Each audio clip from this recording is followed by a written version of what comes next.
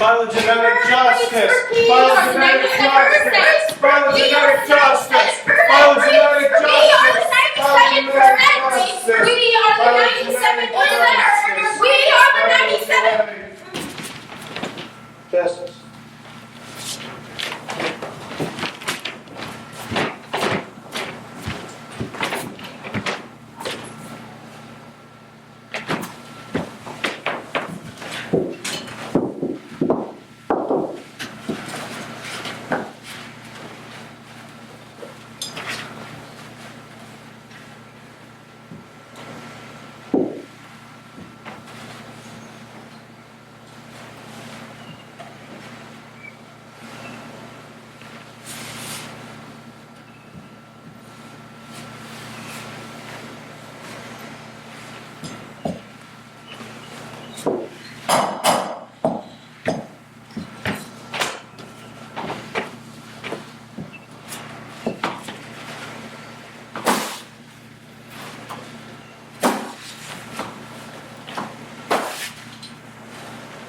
You know me.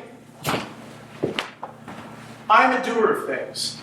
Perhaps not of doing things in the way you may know of doing things, but of doing things nonetheless. In your way of doing things, I may be known as a builder. Build is the closest I can come to explain my doing of things. I start from no thing, and then there is a done thing. It is through my done thing that you know me. Perhaps intimately, perhaps as a curiosity, a thing of mystery, of beauty, of sound. Put it to your ear, and you can hear the hum of movement and momentum. I've never learned to be a doer of things. I've always known. For me, it is a state that just is. I do, I build, I start, I end. I know that others like me do and build. I cannot see them or hear their done things, but I feel an ever so slight change in ambience, such that a thing has been done. Built, finished. Finished is relative. What I do and feel would be nothing to you, for the it of the feeling is so small and minuscule that even I am not certain. I only know of it once it is done. An afterthought of sorts, only I do not think, so to have thought is not possible, but even still I know. Time for me is not measured. If for me it is just a beginning with an end. My building is the doing of things that I just do. An end comes when I no longer need to do or build. I am finished. Though I do not know it is finished, I simply stop when I reach the end. There is no measure of doing that happens between no thing and a done thing. When the doing is finished, the done thing falls away. It leaves. Though it is only a hint, I sense a loss as the thing that was done disappears, vanishes, there and then not there. But the thing of my doing goes on, continues, endures, persists. My doing and building is as an added. I build not just as a doer of things, but as a part of something larger. You often walk upon the sand and come across my built things and the built things of others. Whoa, cool glacier. You admire, you take, you make it yours. I and other doers of things know this. One senses a hum, a vibration. Without seeing or hearing, we come to know collectively of your take. I am a doer of things. I start with no thing, and then there is a done thing. I have always built done things. I know that each done thing is different yet the same. But now I sense that the sameness of each done thing is different. The feel of my done things has changed. I cannot start around as I always have. I sense the end before I start. My done thing is no longer different but the same. is now just different. The sameness is gone. Other doers of things have felt this too. Collectively, we understand that existence as we know it no longer is. The ambience that which we do pushes against us and no longer understands us. And when the done thing falls away in the state such as they are, our sense of loss deepens. Our sense of adding lessens. The takers no longer take. Our done things are now no things.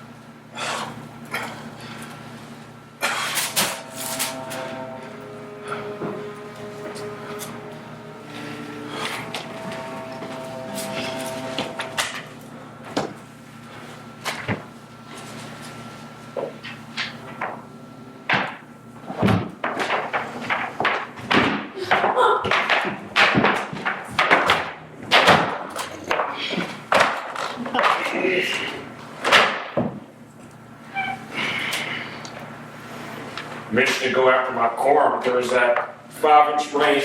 Under a 7-inch rain. My soybeans ain't worth much, the elevator. It's Trump's trade war with China. It's a lot softer than it used to be. Used to be we had 500-year floods. Now 100-year floods happen all the time.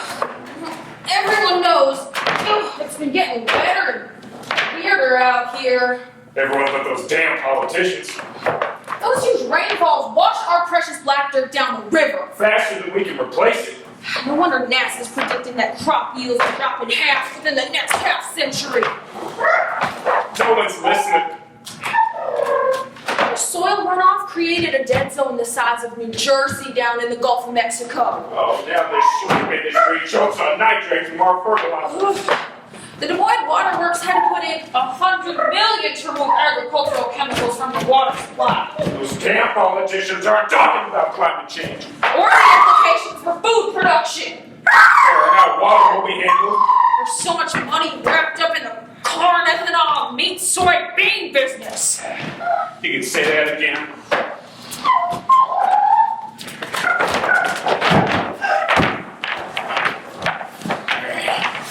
Yeah, it's all about the money. And the cockroaches. And better Monsanto.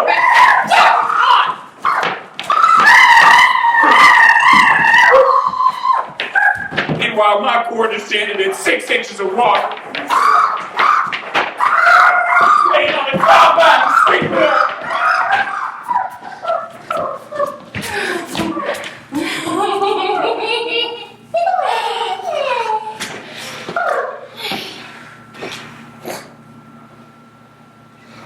Are we a gaggle? Or a murder? Or a flock? A flock! I think. Yes, a flock. Yet we perch on the ground. Yes, on the ground. And not in trees? No, not in trees.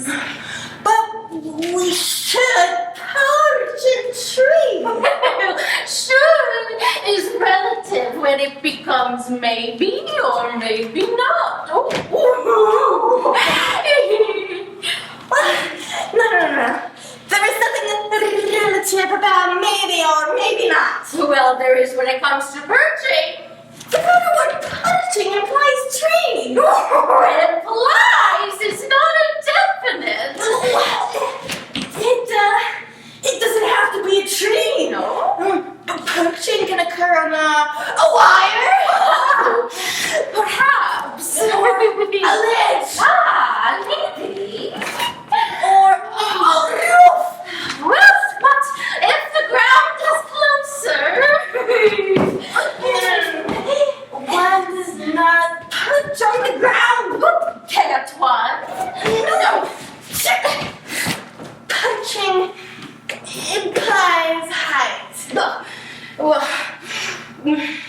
Well, look here, I'm perching. Standing on one foot is not perching. It kind of what wants it to be. Standing on one foot is standing on one foot. Okay, well, how about perching? Involves perch. A defined perch. Yes. Resting place. So we are resting. Resting place. We are resting and we're high. Well, resting implies relaxing. Oh, there's that word implies again.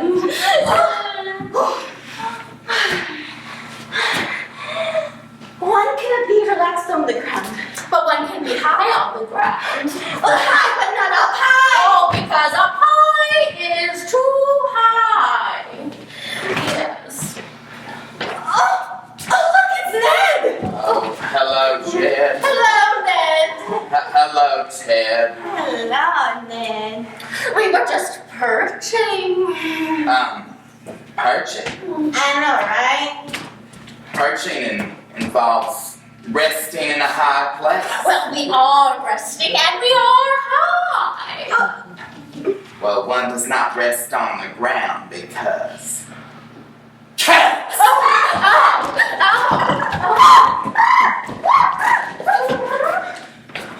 Always cats. Meow.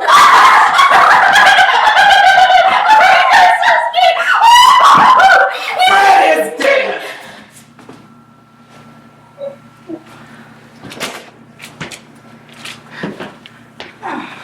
Because cats. No, he Ground perching. flew into a window. Fred? Into a window? Was he high? Not high enough. Such powerful flyer he was. Oh, enamored with himself. Like to look at his reflection in the glass. He'd always pull up right at the last second. Not this time. Straight into the glass he went.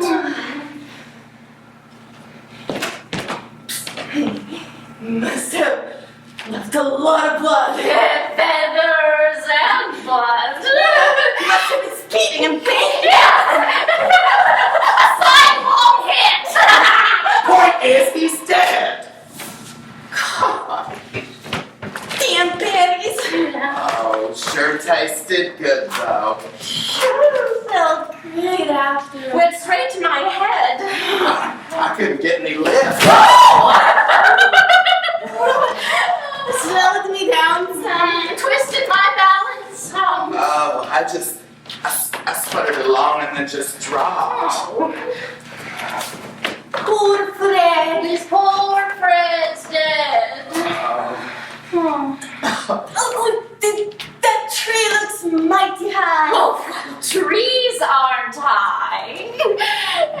But we're high. Not high enough.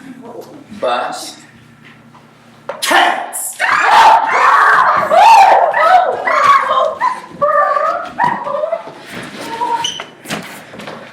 Birds in Gilbert, Minnesota are getting boozed up and drunk. For more on the story, I have Gilbert Police Chief Ty Tetcher with me. Good morning, Chief. Now, what can you tell me about the blotto birds? Good morning. First we heard about it when we received reports of birds appear to be sloshed flying into windows. And since when do birds get sozzled? Oh, since and early for us, because our local berries to ferment sooner than normal. Yeah, the birds ate and got profits. Oh, binging birdies. Cheers. But why now? Well, many of them have not flown south yet, and they overindulge while storing up fat for the journey. Any such thing as a birdie breathalyzer? Not that I know of. We looked at their in-flight behavior to judge the level of extinction. And just how pickled were those birds? Oh, I'd say pretty soon. They were flying back into traffic. Any tickets issued? Any particular type of bird more likely to tie one on? Oh, yeah, I'd say robins, cedar waxwings, and thrushes, yeah. Mm-hmm. Yeah, they got pretty sloppy and clumsy. I know drunks like that. Any end in sight? Betcha, we're expecting the birds will likely sober up soon after the fermented berries are eaten. Well, there you have it. In the meantime, the police department is asking folks not to call if they see angry birds laughing and giggling or Tweety getting into confrontations with cats. Say, Chief, got any of those berries on you? I could use a drink. Cheers.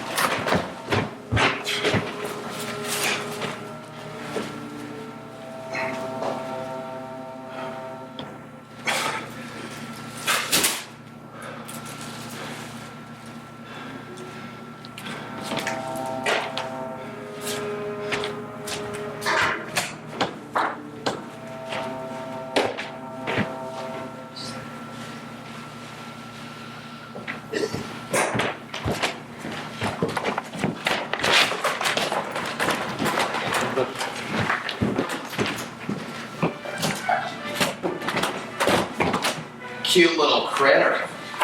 Yeah, it's cute. It's some sort of rat. The Bramble King Melons. Bramble King Melons. Long, complicated name for a rat. A mosaic-tailed rat. Better. Well, it won't matter now because it's gone. Define gone. Gone. Extinct. You mean like never coming back extinct? Yep. The first mammal to disappear from Earth because of climate change. Wow, we're mammals. Yep. Poor things live on a small island of the Great Barrier Reef. Only one's like it. How the hell did they get there? Well, no one really knows. They think their ancestors floated there on a driftwood from Papua New Guinea. Well, it isn't coming back now. That's what happens when you live on a low-lying island. Nuisance flooding? No, I mean, total inundation, loss of habitat, outright drowning. Not a single critter left. Oh. Okay, February 18th, 2019, the day the Bramble Cay Melonies was declared extinct because of climate change. February 18th should be Bramble Cay Melonies Day. The extinction was caused by the sea level rise due to global warming. I thought you said climate change. Climate change, global warming, same thing. Either or. Yeah. The key word here is extinction. No. The key word here is mammal. Amen, sir. Amen.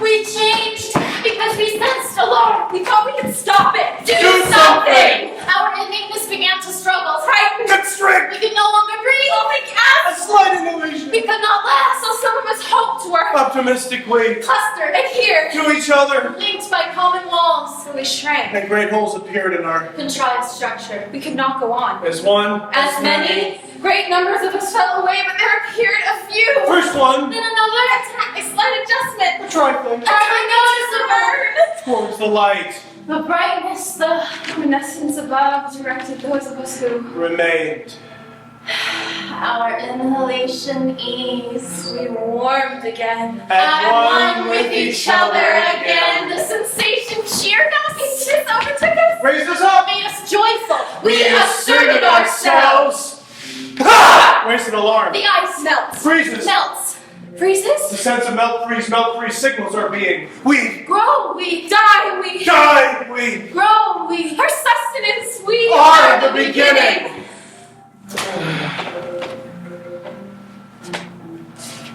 Our smallness underpins immensity.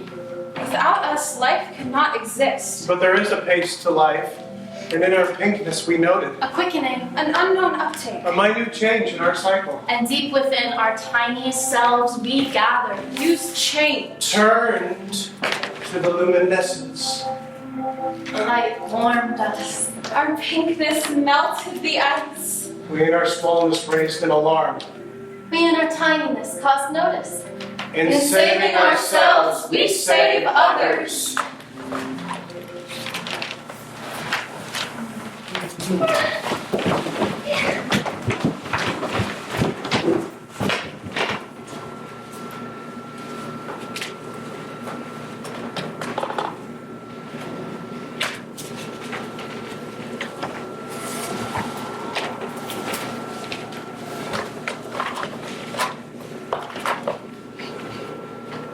It's pink. Yeah. Pink. Sort of looks like strawberries and watermelon. Oh, careful where you step. You could go right through the eyes. Yeah, I know. You guys think they know more than they really do. Okay, I'm an albedo expert. You need me for this project. Yes, I know you're an expert on how ice reflects sunlight, but are you an expert on where to put your feet and where not to put your feet? Okay. Quit worrying about me. Let's just get started. You're stepping on the very edge we came to study. Oh, come on, there's so much of it. Does it really matter? They're living creatures. They don't deserve to be crushed under your foot. What are they, your little babies? In a way, yes. Oh, algae's pets. I've heard everything. But each one is an individual, microscopic entity. I suppose each one has its own little personality. Each one has its own level of UV protective pigmentation, some more than others. That's your definition of personality? I suppose you think they talk to each other, too. I don't know, but the darker the color of the algae, the darker the color of the ice, And the darker the color of the ice, the more heat is absorbed. causing faster melt. You're preaching. Stop, you're an asshole! Yeah, measuring light, measuring reflection. It's just numbers. This is so much more than that. We are talking about living creatures and their impact on the environment. Oh, okay. So, hard science, soft science. You know, biology is hardly a soft science. I'm not a sociologist. You sure talk like one. Soft spot in your heart for algae. Well, maybe so. But in their own primitive way, they're giving humanity a warning of some sorts. No, I have heard everything.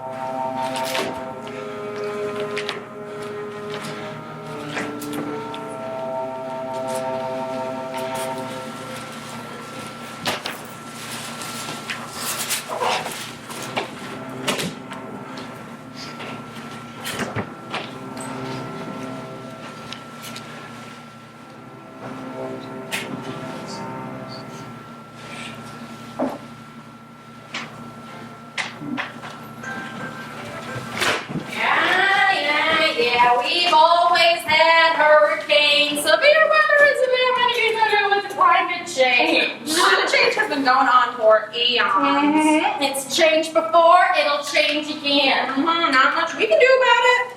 And it was good to leave the Paris Accord. They allowed China to get away with murder. Oh. It's one of the biggest polluters on the planet. You know, more countries are paying their dues thanks to Trump. He may be a bully, but he's right. I'm not disappointed that Trump pulled out. Our water and air are clean enough. Thank you. Renewable energy is a myth. It's not going to happen. Oregon has wind, California has sun, but harness it, right? It's not very practical. We shouldn't be turning our backs on the coal industry.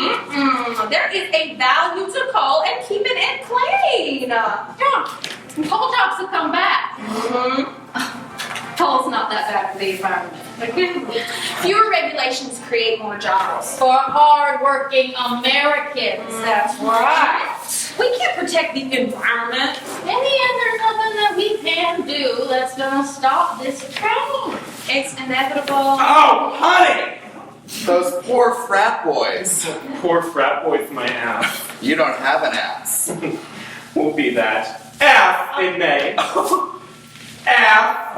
Okay, all right. See, this is where we draw. Good luck. Good luck. But what about those sad sorority girls? Boys aren't the only ones who love their beer. Well, who do we like more, boys or girls? It shouldn't matter. Both have their assets. But boys and beer just seem to go together. Oh, God, we shouldn't be sexist. Sloppy and sloppy can swing both ways. We swing. We self-pollinate. Fertile florets. Emerging spikes. I do love selfing. And honey, given the way we look, that's all we're gonna get. My. Whew. We have gotten sloppy, haven't we? Oh. It's the weather. Oh, too much sun. Way too dry. Not enough cold. Not enough to drink. Then way too much to drink. Oh, we do love to drink.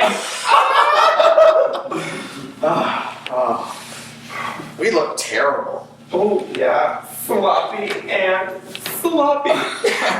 Here, let me see if I can do something with your seeds. I don't think it will help. Well, we must try. Oh, no use. We didn't sprout. Oh, seeds. Seeds aren't everything. I was hopping to make craft beer status. You get it? Hopping.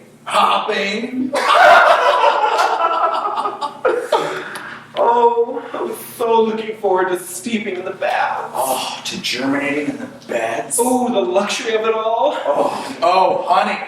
The mash to have become malt. Oh, and fermenting. Oh, lots of bubbles. Such fun. Frolicking with hop flowers and oh, the yeast. Oh, God. So much fun. What?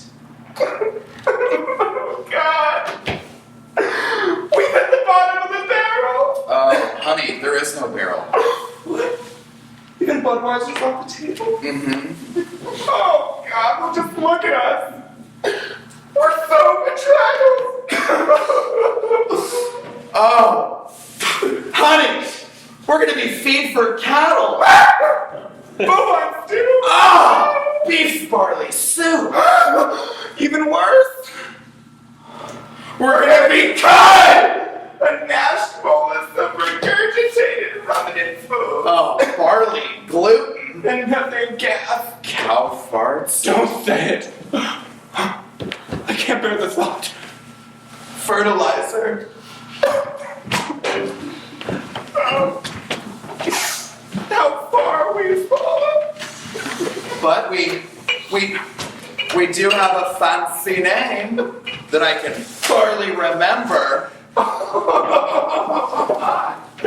Oh, but come on. Whoredom, Vulgari, I do like the Bulgarian part. Yes, we can do the Vulgari part. Yes. Let's do it.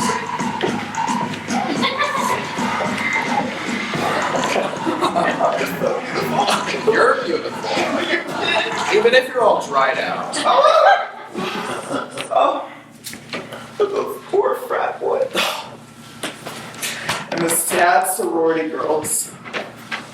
How your gloriousness!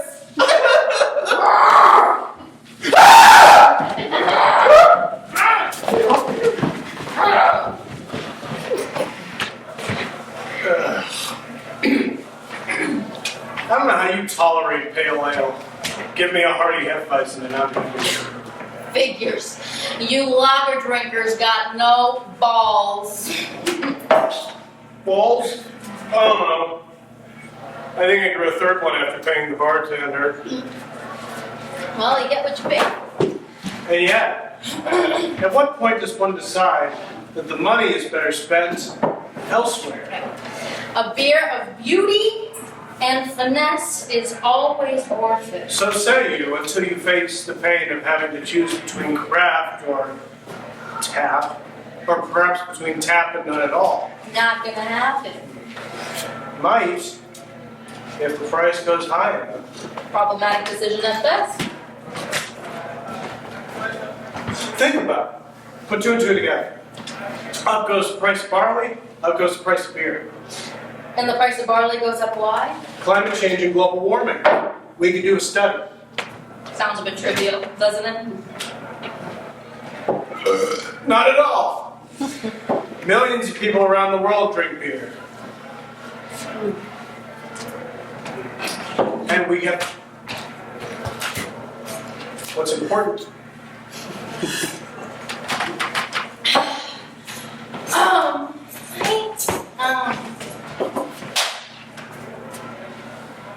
The price of beer, the price of barley,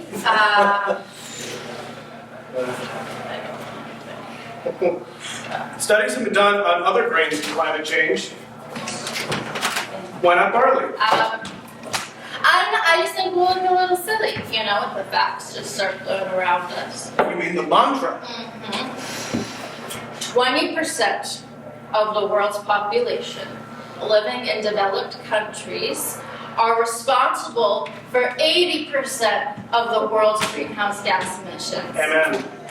And the rest of the world living in underdeveloped countries just generates a mere 20%. Bruce! And they're the ones most affected by climate change. Hallelujah! But the problem falls on deaf ears because the people most responsible for the problem feel it the least. Folks in California lose their lawns. Folks in Somalia lose their food and water sources. Somalia is a lot closer to the problem. Climate change becomes a real intimate experience. We can bring the issue home to the affluent by demonstrating the impact of climate change on goods that affect their lives. Beer. Yeah, beer or chocolate or coffee. Stuff that none of us can live without. Simple supply and demand. If the price of beer goes up due to extreme climate situations, it might raise a few eyebrows. Yeah. Dear beer because of barley scarcity? A bump in business might cause people to take note. We could win the Nobel Prize in economics. If nothing else, it'll be a worthy exercise. If nothing else, we'll both grow third balls. Cheers! Cheers. Ah. Oh, thank you.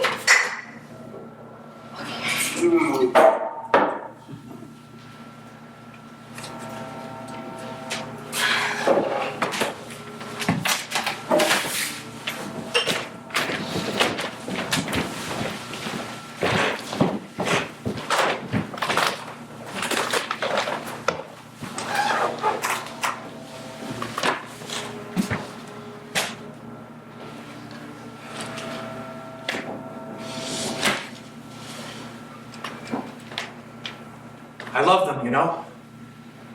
And now they leave me.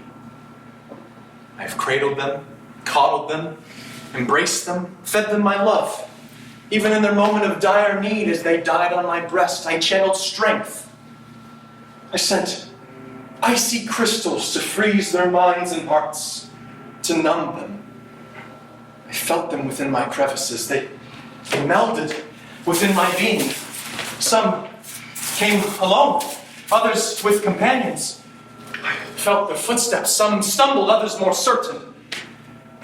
Sometimes I gave way and they tumbled down into me. I absorbed them. I grew to love them. They were so tired. They leaned upon me. Even the ones who through carelessness misstepped and fell through my depths, or those who chose to traverse me when the air blew cold and rough, and lay down in desperation to sleep. I could do no less for them. But now they depart, and I in my dotage, my old age, my elderly state, have no memory of my youth, no memory of my beginning. I've always been old. I've always existed. Staunch, solid, mighty, feared. And yet there were always those who sought to challenge me, but I took no offense. It was perhaps because I pitied those who failed that I felt a need to acquire them. But now, they are gone, and I, who am all-powerful, can no longer hold them.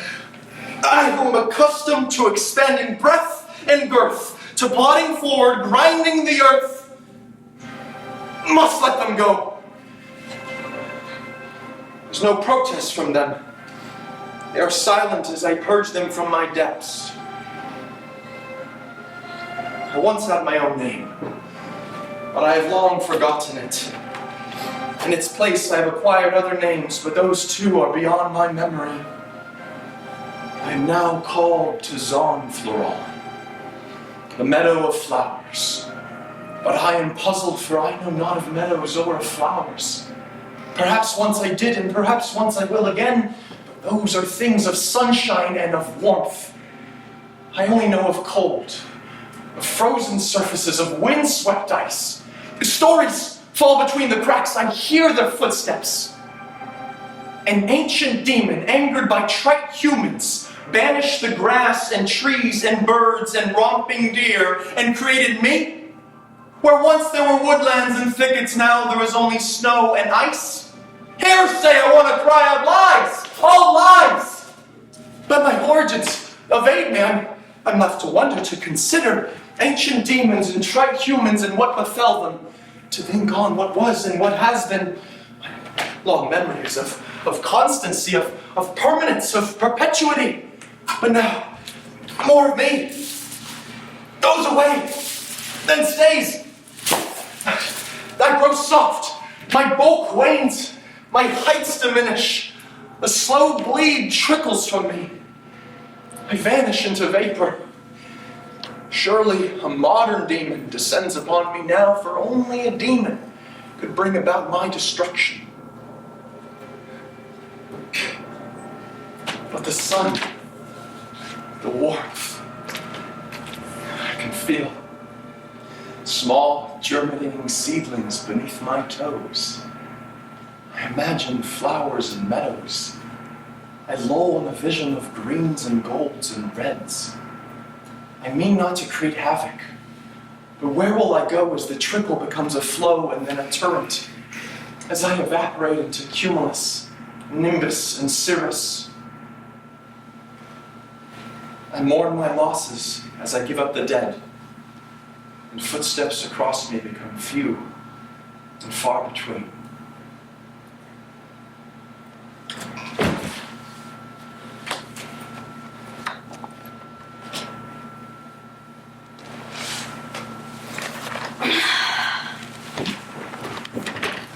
I beg you think you just play about climate change. You nod, I nod. But I bet you were thinking about child rights, were you? Yes, over in Mozambique, the number of child rights has increased significantly because the drought has caused its already impoverished farmers to marry off their young daughters. Because, you know, one less mouth to feed. We gasp, feel a pang, wring our hands, but let's face it, that stuff is happening over there. Way over there. It's so far off our radar that it's impossible to wrap our first world brains around it. I don't know anyone who can really embrace the dire and deadly effects of climate change. We're too insulated by our fancy homes and gallerias. Never mind the fact that we are the 20% who cause 80% of global warming. We perpetrate it on the rest of the world, and the child brides bear the brunt. But hey, I eat way lower down on the food chain. I mean, I don't want to add any more methane-infused farts to the atmosphere. My next car will be an electric car. Or maybe not.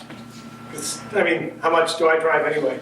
Look, we're all going home to our creature comforts, binge watching Netflix and eating sushi. So what? A tall soy latte costs $4.65. If the price goes up, we'll just bring it over, Scotty. Look, we're either going to be too old to care or dead by the time the Pacific Ocean's laughing at our doors. But no worries. Our kids are supposed to be resilient and resourceful. They'll figure something out, or maybe they'll be dead too. We're like the proverbial frog. You put it into hot water and it jumps right out. But if you put it into cool water and then slowly turn up the heat, it won't notice the temperature increase until it's too late. So, good luck, everyone. Have a great evening. We're gonna get into our pots of cool, refreshing water and wait for it to boil. Thank you. Well, that's first.